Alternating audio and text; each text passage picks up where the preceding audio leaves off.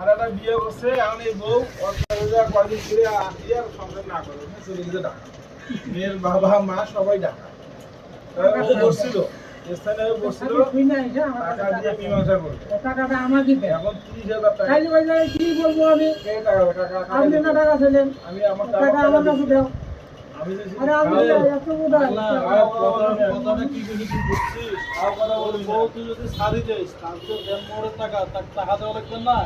আমি ছেড়ে দেবো, আমি সংসারই করবো না। সংসার করবে না তুই চাকরি তো ভালো যদি তো বিপদ আছে তোর মত টাকা দিবি না ও ওর ডিভোর্স দিলে ওর ডিভোর্সই একবারে যাবো গা। এরপরে নিয়ে বসছিল ইউনিয়ন পরিষদে মেম্বার চেয়ারম্যান নিয়ে বসছিল 32,000 টাকা দিবে। হ্যাঁ 30,000 টাকা দেবে।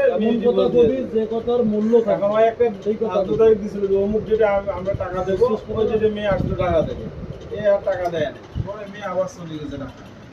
তারপরে থানায় অভিযোগ করছে। আমি গেছিলাম মেম্বার সাথে তার সঙ্গে কথা বললাম, মেম্বার সঙ্গে কথা বললাম, কথা বলার পর বললাম যে কি অবস্থা। তার মেম্বার বললো যে হাসনাত ভাই যেহেতু 30,000 টাকা একটা ইয়ে হয়েছিল এখন যদি না সমাধান দিচ্ছে আপনি যদি 30,000 টাকা তাহলে আমার ইজ্জতটা থাকে না। পরে বলে ঠিক আছে তুই 35,000 টাকা দিবি, টাকা রেডি করিয়ে নিয়ে আসবি। যেদিন টাকা রেডি হবে বলবি, আমি তাহলে মেয়ের সংবাদ দেবো, 2 দিন পর মেয়ে চলে আসবে, আসলে তো মেয়ে এখানে খোলা তালাক দিয়ে চলে যাবে, টাকা নিয়ে চলে যাবে। আমি একটা টাকা দিচ্ছি। ভাই নিয়ে সংসারই করবো না। এই কথা তো বুঝলেন? আবার কিছুদিন গন্ডগোল হলো না। আমার দিন থেকে আপনার চাকরি আছে এখনো? তোমার দেনমোহর কত বিয়ার?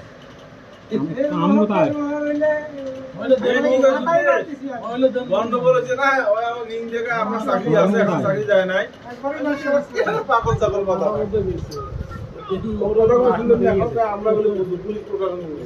এই তোর আইনে যেটা দেন মোর কিছু নাকি হ্যাঁ বিয়ে করতে দেন মোর কিছু না এই বলা আমার আরে হ ওইটা তুই কোড়ে গেছিলি কি না?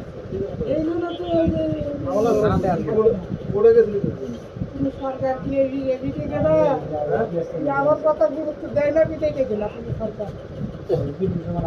তত্ত্বাবধায়ক সরকার আছে, তাও তুমি ক্লিয়ার করো, তত্ত্বাবধায়ক ক্লিয়ার করো।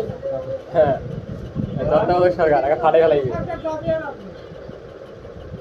মামুনো কোন কত গাল লোক দেখি।